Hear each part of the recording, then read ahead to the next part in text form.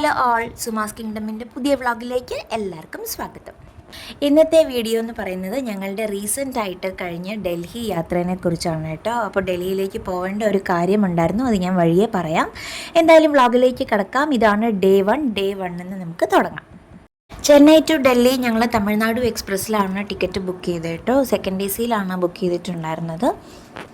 ഞങ്ങളാണ് ട്രെയിനിൽ ആദ്യം കയറിയത് കേട്ടോ. പിന്നെ വീട്ടിൽ നിന്ന് ഭക്ഷണം കഴിച്ചിട്ട് വന്നതുകൊണ്ട് ഉറങ്ങുക മാത്രമായിരുന്നു അന്നത്തെ ഞങ്ങളുടെ ജോലി.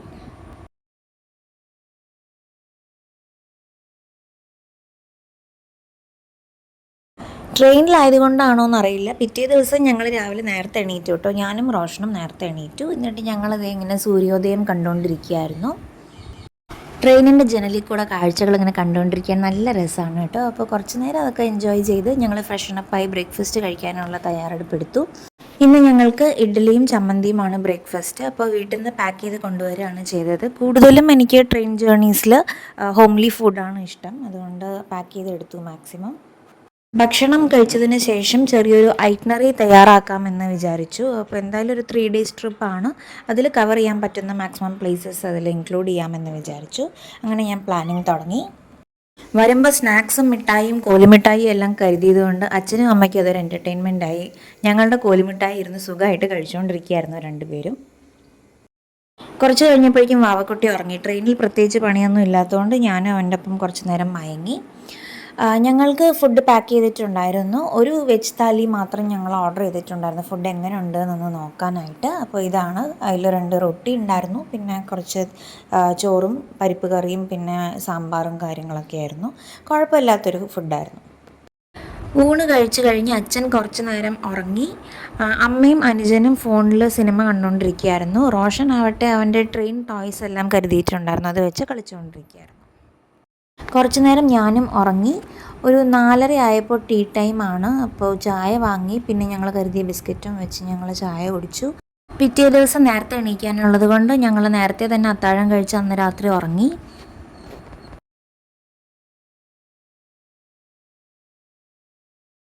അങ്ങനെ ഒരു ദിവസം മുഴുവനും ട്രെയിനിലിരുന്ന് എക്സൈറ്റ്മെൻ്റ് എല്ലാം കഴിഞ്ഞപ്പോഴേക്കും ഇതേ നമ്മൾ രാവിലെ 7 മണിയാകുമ്പോഴേക്കും ന്യൂഡൽഹി റെയിൽവേ സ്റ്റേഷൻ എത്തിയിട്ടോ. ഇപ്രാവശ്യം ഞങ്ങൾക്ക് അക്കോമഡേഷൻ അറേഞ്ച് ചെയ്ത് തന്നിട്ടുള്ളത് റെയിൽവേ ആണ്. ഓഫീസേഴ്സ് റെസ്റ്റ് ഹൗസിലാണ് അവർ അക്കോമഡേഷൻ തന്നിട്ടുള്ളത്. ന്യൂഡൽഹി സ്റ്റേഷനിൽ തന്നെയാണ് ഈ പറയുന്ന ORH സ്ഥിതി ചെയ്യുന്നത്. ഞങ്ങൾ പോകുമ്പോൾ തൊട്ട് തിരികെ വരുന്നവരെ ഈ ഡോഗി അവിടെ തന്നെ ഉണ്ടായിരുന്നു കേട്ടോ. അപ്പോൾ ഈ കാണുന്നതാണ് ഓഫീസേഴ്സ് റെസ്റ്റ് ഹൗസ്.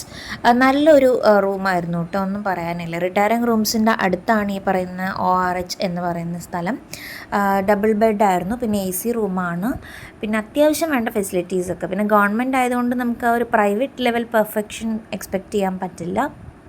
സ്റ്റിൽ ഉള്ളത് ഭംഗിയായിട്ട് തന്നെ അവർ ചെയ്തിട്ടുണ്ട്.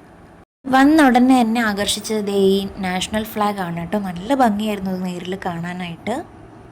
കുളിച്ച് ഫ്രഷായി ഞങ്ങൾ ആദ്യം പോയത് മുഗൾ ഗാർഡൻ അഥവാ അമൃത് ഉദ്യാൻ കാണാനാണ്. കുറച്ച് സ്കൂളുകൾ എക്സ്കർഷൻ്റെ ഭാഗമായിട്ട് കുട്ടികളെ അമൃത് ഉദ്യാൻ കാണിക്കാൻ കൊണ്ടുവന്നിട്ടുണ്ടായിരുന്നു. അതിൽ 1-2 ആളുകൾ നമ്മുടെ വ്ളോഗിങ് കണ്ടപ്പോൾ ഹായ് കാണിക്കാനും മടിച്ചില്ല. അവിടെ ഫോട്ടോ വീഡിയോ ഒന്നും അലൗഡ് അല്ല, അതുകൊണ്ട് പെട്ടെന്ന് തന്നെ എനിക്ക് ക്യാമറ ഓഫ് ചെയ്യേണ്ടി വന്നു. അപ്പോൾ ഓൺലൈനായിട്ടാണ് നമ്മൾ ടിക്കറ്റ് എടുക്കേണ്ടത്, പ്രീ ബുക്കിംഗ് ചെയ്തിട്ട് വേണം പോവാൻ. അതിനകത്തുള്ള രാഷ്ട്രപതി ഭവൻ മ്യൂസിയത്തിൻ്റെ ടിക്കറ്റ് നമുക്ക് അവിടുന്ന് സ്പോട്ടിൽ എടുക്കാവുന്നതാണ്. അതിനുശേഷം ഒരു ചോക്കോബാറൊക്കെ കഴിച്ച് ഞങ്ങൾ പതിയെ റൂമിലേക്ക് തന്നെ പോയി. കുറച്ച് റെസ്റ്റ് എടുത്ത് വെയിൽ ആറിയിട്ട് സൈറ്റ് സീയിങ്ങിന് ഇറങ്ങാമെന്ന് കരുതിയിട്ടാണ്. കുറച്ച് റെസ്റ്റ് എടുത്തതിന് ശേഷം ഞങ്ങളൊരു 4:30 ആയപ്പോൾ പതുക്കെ ഇറങ്ങി. അവിടെ ഒരു ശരവണ ഭവൻ എന്ന് പറയുന്ന ഒരു സൗത്ത് ഇന്ത്യൻ റെസ്റ്റോറൻറ്റ് ഉണ്ടായിരുന്നു. അവിടെ പോയി ഭക്ഷണം കഴിക്കാനാണ് ആദ്യം പോയത്. ഭക്ഷണം കഴിച്ചതിന് ശേഷം ഇവിടുത്തെ കൊഴുക്കട്ട ട്രൈ ചെയ്യാമെന്ന് വിചാരിച്ചു. ഇവിടുത്തെ പോലെ ശർക്കരയല്ല അതിൻ്റെ ഫില്ലിംഗ്, പകരം പഞ്ചാരയും തേങ്ങയും കൂടെയാണ് ഫില്ലിംഗ് കൊടുത്തിട്ടുള്ളത്.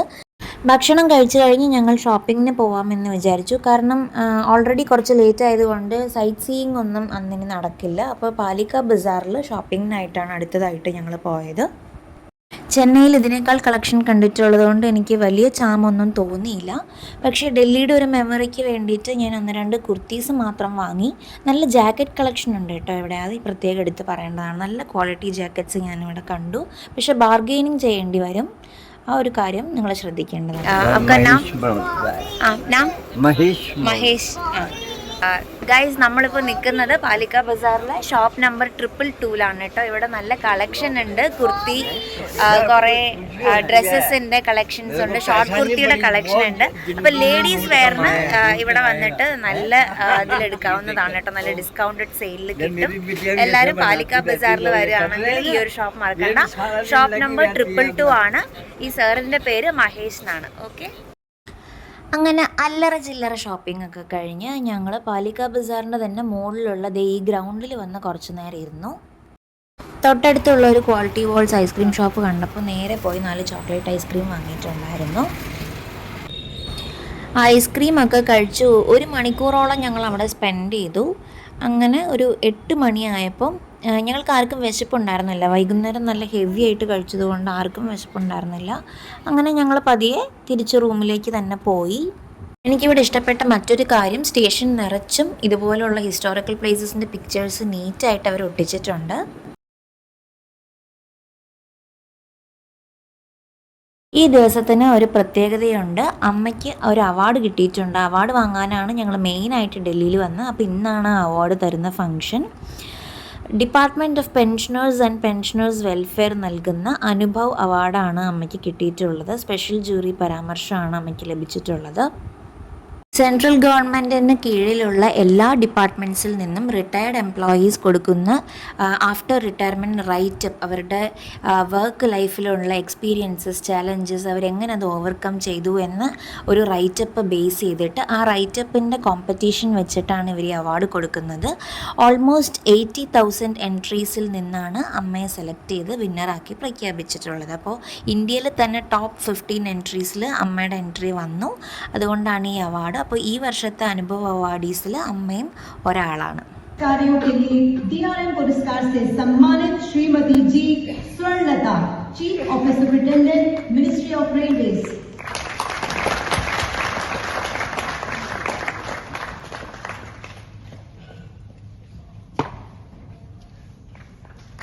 बहुत बहुत शुभकामनाएं। सराहनीय सेवा के लिए राष्ट्रपति पुलिस पदक तथा गृह मंत्री अति उत्कृष्ट असिस्टेंट कमिश्नर इनकम टैक्स। ഇതാണ് അവർ തന്ന സർട്ടിഫിക്കറ്റ്. നല്ല അടിപൊളിയായിട്ട് ഗ്ലാസ് ഫ്രെയിം ഒക്കെ ഇട്ട് അവർ തന്നിട്ടുണ്ട്. പിന്നെ പിക്കപ്പ് ആണെങ്കിലും ഡ്രോപ്പ് ആണെങ്കിലും അതുപോലെ തന്നെ അക്കോമഡേഷൻ, ട്രാവൽ, എല്ലാ അറേഞ്ച്മെൻറ്റ്സും അവർ തന്നെയാണ് ചെയ്തത്. ഞങ്ങൾക്ക് യാതൊരുവിധ ബുദ്ധിമുട്ടും ട്രാവലിൽ ഉണ്ടായിട്ടില്ല. എല്ലാം അവർ പ്രോപ്പറായിട്ട് തന്നെ അറേഞ്ച് ചെയ്തിട്ടുണ്ടായിരുന്നു. പിന്നെ ദേ ഈ കാണുന്നൊരു ബ്രോൺസ് മെഡലും കിട്ടിയിട്ടുണ്ട് അമ്മയ്ക്ക്. നല്ല വെയിറ്റ് ഉള്ളൊരു മെഡലാണ്. പിന്നെ അവരുടെ സൈറ്റേഷൻ ബുക്ക്ലെറ്റിൽ അമ്മേനെക്കുറിച്ച് ഇങ്ങനെ ഒരു പേജും അവർ എഴുതിയിട്ടുണ്ട്. ബേബി ഉണ്ടായിരുന്നതുകൊണ്ട് ഞങ്ങൾക്ക് എൻട്രി ഉണ്ടായിരുന്നില്ല ഫംഗ്ഷൻ ഹാളിലേക്ക്. അച്ഛനും അമ്മയും ഫംഗ്ഷൻ അറ്റൻഡ് ചെയ്ത് കഴിഞ്ഞ് ഞങ്ങൾ വൈകുന്നേരം ഇന്ത്യ ഗേറ്റ് കാണാനായിട്ട് ഇറങ്ങി. ഗൈസ്, നമ്മളിപ്പോൾ ഫോട്ടോ എടുക്കാൻ വേണ്ടി വന്നിരിക്കുകയാണ് കേട്ടോ. അപ്പോൾ ഇവിടെ ഒരു ചേട്ടൻ നമുക്ക് ഫോട്ടോ എടുത്ത് തരാമെന്ന് പറഞ്ഞുകൊണ്ട് ഹാർഡ് കോപ്പിക്ക് 80 റുപ്പീസും സോഫ്റ്റ് കോപ്പിക്ക് 30 ആണെന്നാണ് പറഞ്ഞത്. പക്ഷേ ഒരു ക്ലോസപ്പ് വ്യൂ കിട്ടുമെന്നാണ് പറയുന്നത്. എന്നാൽ പിന്നെ നമുക്കൊരു കൈ നോക്കാം. ഗൈസ്, അപ്പോൾ നമുക്ക് ഫോട്ടോ കിട്ടിയിട്ടുണ്ട്. ഇതാണ് ആ ഫോട്ടോ. ഇവിടെ ആണെങ്കിലേ ഒരുപാട് ആളുകൾ വന്നിട്ടുണ്ട് കേട്ടോ. ഇത് 24 hours ഓപ്പൺ ആയിട്ടുള്ള ഒരു പ്ലേസാണ്. അതുകൊണ്ട് തന്നെ ഒരുപാട് ആളുകൾ ഇവിടെ നിങ്ങൾക്ക് കാണാമല്ലോ, ചുറ്റും എത്രയോ ആളുകൾ വന്നിട്ട് ഈവനിങ് സ്പെൻഡ് ചെയ്യാൻ വേണ്ടിയിട്ട് ഇവിടുത്തെ ബ്യൂട്ടിഫുൾ ആയിട്ടുള്ള ലോണിൽ ഇരിക്കുന്നുണ്ട്. ദോച്ചുമാ, ദോച്ചുവാ, എന്താണ്?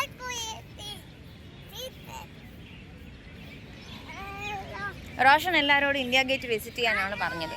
അത് അവൻ്റെ ലാംഗ്വേജ് ആയിരുന്നു. ഇന്ത്യ ഗേറ്റ് അഥവാ അമർ ജവാൻ ജ്യോതി സ്ഥിതി ചെയ്യുന്നത് ന്യൂഡൽഹിയിലെ രാജ്പത്തിൻ്റെ അടുത്താണ് കേട്ടോ. അപ്പോൾ ഇത് മെയിനായിട്ടുള്ളത് നമ്മുടെ രാജ്യത്തിന് വേണ്ടി ജീവൻ സമർപ്പിച്ച ജവാന്മാരെ ഓർത്തിട്ട് അവർക്ക് വേണ്ടി ഒരു ട്രിബ്യൂട്ട് പോലെയാണ് ഈ ഒരു മോണ്യുമെൻറ്റ് പണിഞ്ഞിട്ടുള്ളത്. അകത്ത് കാണുന്ന ആ സ്റ്റാച്ചു സുഭാഷ് ചന്ദ്രബോസിൻ്റെ സ്റ്റാച്ചു ആണ് കേട്ടോ. അപ്പോൾ സന്ധ്യ നേരം ആയിക്കഴിഞ്ഞാൽ നമ്മുടെ നാഷണൽ ഫ്ലാഗിൻ്റെ ട്രൈ കളേഴ്സ് ഇവിടെ അവർ ഇലുമിനേറ്റ് ചെയ്ത് വെച്ചിട്ടുണ്ട്. അങ്ങനെ ഇന്ത്യ ഗേറ്റ് എല്ലാം കറങ്ങിക്കഴിഞ്ഞ് ഞങ്ങൾ ജൻപത്ത് റോഡിലുള്ള നല്ലൊരു റെസ്റ്റോറൻറ്റിൽ പോയി ഭക്ഷണം കഴിച്ചു. എന്നിട്ട് അവിടുത്തെ മാർക്കറ്റിൽ കൂടെ ഒന്ന് ചെറുതായി നടന്ന് നേരെ റൂമിലേക്ക് പോവുകയാണ് ചെയ്തത്. അപ്പോൾ ഇന്ന് ന്യൂഡൽഹിയോട് ബൈ ബൈ പറയുന്ന ദിവസമായതുകൊണ്ട് തന്നെ രാവിലെ നേരത്തെ എണീറ്റ് റൂമെല്ലാം വെക്കേറ്റ് ചെയ്തു. ഞങ്ങൾ ഇവിടുത്തെ ഡോഗിയോട് ബൈ ബൈ പറഞ്ഞു. ഞങ്ങൾ വന്നപ്പോൾ തൊട്ട് ഇത് കാവലായിട്ടുണ്ടായിരുന്നു. അപ്പോൾ ഡോഗിയോട് ഞങ്ങൾ ബൈ ബൈ എല്ലാം പറഞ്ഞ് ലഗേജ് ക്ലോക്ക് റൂമിൽ വെച്ച് ഞങ്ങൾ ബ്രേക്ക്ഫാസ്റ്റ് കഴിക്കാൻ പോയി. ഇവിടെ നോർത്തിൽ എനിക്ക് ഏറ്റവും ഇഷ്ടപ്പെട്ടത് ജിലേബിയാണ് കേട്ടോ. നല്ല ജിലേബി ഇവിടെ കിട്ടും, നല്ല ടേസ്റ്റുള്ള ജിലേബി, നല്ല ക്രിസ്പായിട്ടുള്ള ജിലേബി കിട്ടും. ഭക്ഷണമൊക്കെ കഴിച്ച് ഞങ്ങൾ അടുത്തതായിട്ട് പോയത് ബംഗ്ലാ സാഹിബ് ഗുരുദ്വാരയിലേക്കാണ്. നല്ല ഫേമസ് ആയിട്ടുള്ളൊരു ഗുരുദ്വാരയാണിത്. അപ്പോൾ അവിടേക്കാണ് നമ്മൾ അടുത്തതായിട്ട് പോയത്. ക്ലോക്ക് റൂമിൽ നമ്മുടെ ബാഗും ഷൂസും കൊടുത്തതിന് ശേഷം നമുക്ക് പതിയെ തലയൊന്ന് കവർ ചെയ്തിട്ട് നമുക്ക് ഗുരുദ്വാരയിലേക്ക് പോകാവുന്നതാണ്. ആർക്ക് വേണമെങ്കിലും പോകാം, അവിടെ റെസ്ട്രിക്ഷൻസ് ഒന്നുമില്ല. അവിടെ നമ്മുടെ റബ്നെ ബനാദി ജോഡിയിൽ കാണിക്കുന്ന പോലെ തന്നെ ഉള്ള നല്ലൊരു കുളമുണ്ട്. നല്ല ഭംഗിയാണ് കാണാൻ, വളരെ നീറ്റായിട്ട് മെയിൻറ്റെയിൻ ചെയ്തിട്ടുണ്ട്. നല്ല ക്രിസ്റ്റൽ ക്ലിയർ വാട്ടറാണ്. പിന്നെ കുറേ മീനുകളുണ്ട് കേട്ടോ ആ കുളത്തിൽ. നല്ല രസമായിരുന്നു കാണാൻ. പണ്ട് തൊട്ടേ ഗുരുദ്വാരയിൽ പോകാമെന്ന് പറഞ്ഞാൽ എനിക്ക് ഭയങ്കര എക്സൈറ്റ്മെൻ്റ് ഉള്ളൊരു കാര്യമാണ്. നല്ലൊരു പോസിറ്റിവിറ്റി നമുക്ക് അവിടെ ഫീൽ ചെയ്യാൻ പറ്റും. അങ്ങനെ ഞങ്ങൾ പ്രാർത്ഥിച്ച് പുറത്തിറങ്ങിയപ്പോൾ ഞങ്ങൾക്ക് ഇതേ പ്രസാദമൊക്കെ കിട്ടി. നല്ലൊരു സ്വീറ്റായിരുന്നു പ്രസാദം. പിന്നെ അവിടുത്തെ ഒരു പഞ്ചാബി സിംഗ് റോഷൻ ഒരു ആൽപൻലീബയൊക്കെ കൊടുത്തിട്ടുണ്ടായിരുന്നു. ഞാനിതിൻ്റെ ഒരു ഔട്ടർ വ്യൂ നിങ്ങൾക്ക് കാണിച്ചു തരാം. ഇതാണ് സംഭവം. നല്ല ഭംഗിയിൽ അവർ കൺസ്ട്രക്ട് ചെയ്തിട്ടുണ്ട്. ഇവിടെ എപ്പോഴും ക്ലീനിങ്ങിന് മാത്രമായിട്ട് പ്രത്യേക സ്റ്റാഫുണ്ട്. അതുകൊണ്ട് എപ്പോഴും വളരെ നീറ്റ് ആൻഡ് ടൈഡി ആയിട്ട് അവർ മെയിൻറ്റെയിൻ ചെയ്യുന്നുണ്ട്. അങ്ങനെ ചെരുപ്പും ബാഗും എടുത്ത് നമ്മൾ അടുത്ത സ്ഥലം കാണാൻ പോയി. ഗൈസ്, നമ്മളിപ്പോൾ നിൽക്കുന്നത് നാഷണൽ റെയിൽ മ്യൂസിയത്തിലാണ് കേട്ടോ. ഇവിടെ ഒരു പഴയ എഞ്ചിൻ കൊണ്ടുവന്ന് വെച്ചിട്ടുണ്ട്. ഇത് ജയ്പൂർ സ്റ്റേറ്റ് റെയിൽവേയുടെ ആണ്. ഇതിനകത്ത് വല്ല പാമ്പൊക്കെ ഉണ്ടെങ്കിൽ ഷോക്ക് ആവാനൊന്നുമില്ല, കാരണം അത്രയും പഴയ ഒരു സാധനമാണിത്. യുഗങ്ങളായിട്ട് വൃത്തിയാക്കിയിട്ടില്ലെന്ന് തോന്നുന്നു. എന്തായാലും കൊള്ളാട്ടെ, കാണാൻ നല്ല രസമുണ്ട്. ദോച്ചു, അടിപൊളി ട്രെയിനാണോ? അടിപൊളി ട്രെയിനാണ് ഗൈസ്, അടിപൊളി ട്രെയിനാണ്. ഈ കാണുന്നതാണ് ആ മ്യൂസിയത്തിലെ ഏറ്റവും പഴയ വണ്ടി. ഇത് എനിക്ക് തോന്നുന്നു ബ്രിട്ടീഷുകാരുടെ കാലത്ത് നമ്മുടെ സീതാരാമ മൂവിയിലൊക്കെ കാണിക്കുന്ന പോലത്തെ ഉള്ള കമ്പാർട്ട്മെൻ്റ് ആണ്. അപ്പോൾ ആകെ ഒരു പീസേ അവരുടെ കയ്യിലുള്ളൂ. അത് അവർ റെയർ കളക്ഷൻ ആക്കിയിട്ട് അവിടെ വെച്ചിരിക്കുന്നതാണ്. അപ്പോൾ എല്ലാവരും കണ്ടോളൂ, ബ്രിട്ടീഷുകാരുടെ കാലത്തുള്ള ഒരു കമ്പാർട്ട്മെൻ്റ് ആണിത്.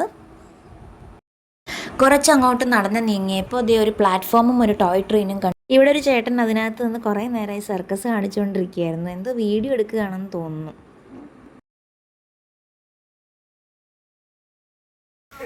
ഇവിടെ കുറേ റൗണ്ട്സ് അവർ കണ്ടക്ട് ചെയ്യുന്നുണ്ട് ഈ ജോയ് ട്രെയിൻ കൊണ്ട്. അപ്പോൾ എല്ലാവരും കയറി ഇരിക്കുകയാണ്. 12 മണിക്കാണ് അടുത്ത റൈഡ്. ദോച്ചു കയറി. വിനയക്കുട്ട എങ്ങോട്ട് വാ. ഞങ്ങൾ ഇതിൽ കയറി. അമ്മ വാ. അച്ഛൻ വെള്ളം കുടിച്ചോണ്ട് നിൽക്കുന്നു. 12 മണിക്ക് ഇപ്പൊ സ്റ്റാർട്ട് ചെയ്യും. 12 ആയി. വാ 12 മണിക്കാണ് അടുത്ത റൗണ്ട്. ഗൈസ്, വണ്ടി സ്റ്റാർട്ട് ചെയ്തു. നമുക്ക് പോവാം. ചുക്കു ചുക്കു ചുക്കു ചുക്കു തീവണ്ടി.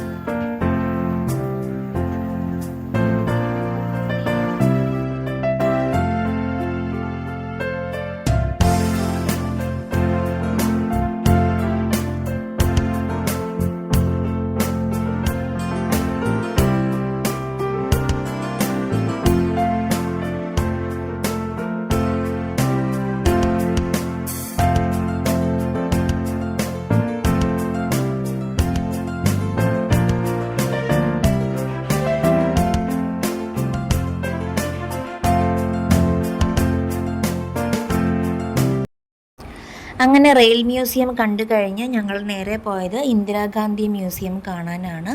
ഇന്ദിരാഗാന്ധി താമസിച്ചിരുന്ന അവരുടെ വീട് തന്നെയാണ് ഇപ്പോൾ മ്യൂസിയം ആക്കി കൺവേർട്ട് ചെയ്തിട്ടുള്ളത്. ഈ മ്യൂസിയത്തിൽ ഒരു 75% ഇന്ദിരാഗാന്ധിയുടെ മെമ്മറീസാണ് അവർ സ്റ്റോർ ചെയ്ത് വെച്ചിട്ടുള്ളത്. ബാക്കി ഒരു 25% അവരുടെ മക്കളുടെ ഫോട്ടോസും കാര്യങ്ങളൊക്കെയാണ്. അപ്പോൾ ഇന്ദിര റൂൾ ചെയ്തിരുന്ന സമയത്തുള്ള ഫോട്ടോസും കാര്യങ്ങളാണ് കൂടുതലും. പിന്നെ ചൈൽഡ്ഹുഡ് ഫോട്ടോസും അവർ വെച്ചിട്ടുണ്ട്. ഇത് ഇന്ദിരാഗാന്ധി മരിക്കുന്ന സമയത്ത് അല്ലെങ്കിൽ കൊല്ലപ്പെടുന്ന സമയത്ത് ഉടുത്തിരുന്ന സാരിയും ധരിച്ചിരുന്ന ബാഗും ചെരുപ്പുമാണ്. അതവരിപ്പോഴും മ്യൂസിയത്തിനകത്ത് പൊന്നുപോലെ സൂക്ഷിച്ച് വെച്ചിട്ടുണ്ട്. റെയർലി അവൈലബിൾ ഫോട്ടോസാണ് ഇവിടെ കൂടുതലും ഉള്ളത്. അതിൽ മിക്കതും ചൈൽഡ്ഹുഡ് ഫോട്ടോസാണ്. ഇത് ഗാന്ധിജിയോടൊപ്പം, ഗാന്ധിജിയെ കണ്ടിട്ടില്ലാത്തവർ ഇതേ കണ്ടോളൂ. ഇതാണ് മോഹൻദാസ് കരംചന്ദ് ഗാന്ധി, പിന്നെ ഇത് ജവഹർലാൽ നെഹ്റു. ഇതവരുടെ ഫോട്ടോസാണ്. പിന്നെ ഈ ഒരു സ്റ്റഡി റൂം എന്ന് പറയുന്നത് ഇന്ദിരാഗാന്ധി മിക്ക സമയവും ചെലവഴിച്ചിരുന്നൊരു റൂമാണ്. അവരൊരുപാട് വായിക്കുന്ന കൂട്ടത്തിലായിരുന്നു. അതുകൊണ്ട് തന്നെ റൂമിനകത്ത് 2 വലിയ ഷെൽഫ് നിറച്ചും ബുക്സാണ്. ഒരുപാട് പുസ്തകങ്ങളുടെ ഒരു കളക്ഷൻ തന്നെ അവരുടെ അടുത്തുണ്ട്. ഒരുപാട് വായിക്കുന്ന ഒരു ലേഡിയായിരുന്നു. ഇന്ദിരാഗാന്ധിയുടെ മാത്രമല്ല, മക്കളായ സഞ്ജയ് ഗാന്ധിയുടെയും രാജീവ് ഗാന്ധിയുടെയും മെമ്മറീസ് ഇവിടെ വെച്ചിട്ടുണ്ട്. രാജീവ് ഗാന്ധി കൊല്ലപ്പെടുന്ന സമയത്ത് ധരിച്ചിരുന്ന വസ്ത്രങ്ങളും ബൂട്ട്സും സോക്സും എല്ലാം ഇവിടെ സൂക്ഷിച്ച് തന്നെ വെച്ചിട്ടുണ്ട്. ബെൽറ്റ് ബോംബ് വെച്ച് ആണ് രാജീവ് ഗാന്ധി അന്ന് കൊല്ലപ്പെട്ടത്. അപ്പോൾ അതിൻ്റേതായിട്ടുള്ള പാടുകളും സ്റ്റെയിൻസൊക്കെ നമുക്ക് ആ വസ്ത്രത്തിൽ കാണാം. ഗൈസ്, നമ്മളിപ്പോൾ പോകുന്നത് ഇന്ദിരാഗാന്ധി മരിച്ച സ്ഥലം കാണാനാണ്. അതും വീട്ടുവളപ്പിൻ്റെ ഉള്ളിൽ തന്നെയാണ്. ഗൈസ്, ഈ കാണുന്ന ഗ്ലാസ് ഇട്ട പോർഷനിലാണ്, ആ ഒരു സ്ഥലത്താണ് ഇന്ദിരാഗാന്ധി മരിച്ച് വീണത്, അതായത് വെടിയേറ്റ് വീണത്. അപ്പോൾ ആ ഒരു പോർഷൻ അവർ ഗ്ലാസ് ഇട്ട് സൂക്ഷിച്ച് വെച്ചിരിക്കുകയാണ്.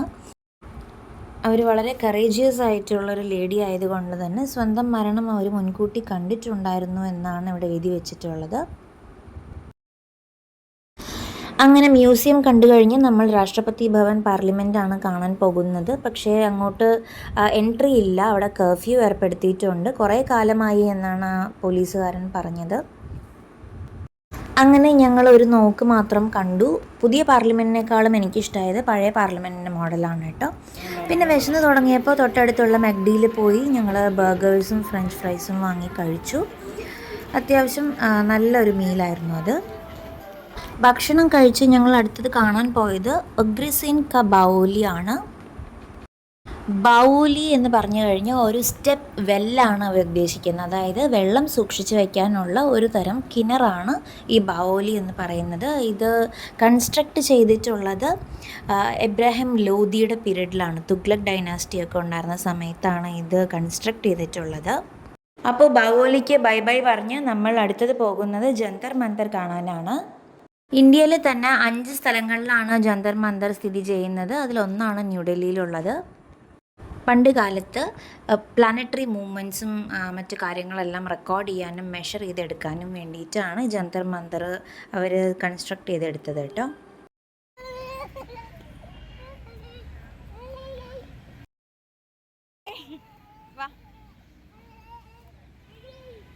അത് കഴിഞ്ഞ് ഞങ്ങൾ റെയിൽവേ സ്റ്റേഷനിൽ പോയി വെയിറ്റിംഗ് ഹാളിൽ കുറച്ച് നേരം ഇരുന്നു. ഞങ്ങളുടെ ലഗേജ് എല്ലാം എടുത്ത് ട്രെയിൻ കയറി.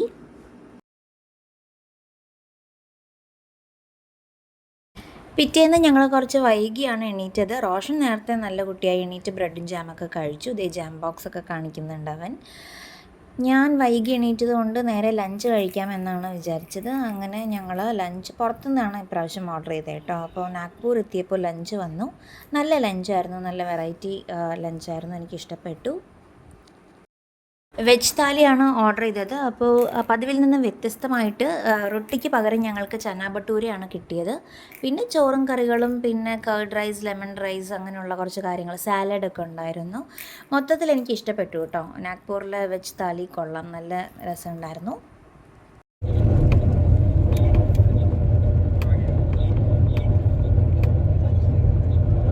അന്നത്തെ ദിവസം മുഴുവനും ഞാൻ സ്നാക്സ് കഴിച്ച് ബുക്ക് വായിച്ച് അങ്ങനെ ചിലവഴിച്ചു. പിറ്റേന്ന് രാവിലെ തന്നെ ഒരു 7 മണിയായപ്പോൾ ഞങ്ങൾ സെൻട്രൽ സ്റ്റേഷൻ എത്തിയിട്ടോ. അപ്പോൾ സ്റ്റേഷനിൽ ചേട്ടൻ വിളിക്കാൻ വന്നിട്ടുണ്ടായിരുന്നു. അങ്ങനെ ഡൽഹി ട്രിപ്പിനോട് ഗുഡ് ബൈ അടിച്ചു ഞങ്ങൾ. അപ്പോൾ ഞങ്ങളെടുത്ത ഫോട്ടോസ് ഇവിടെ ഷെയർ ചെയ്യുന്നുണ്ട്, എല്ലാവരും കാണണം. വീഡിയോ കണ്ടതിൽ ഒരുപാട് സന്തോഷം. തുടർന്നും വീഡിയോസ് കാണാം. അടുത്ത വീഡിയോയിൽ കാണാം. Till then bye, take care.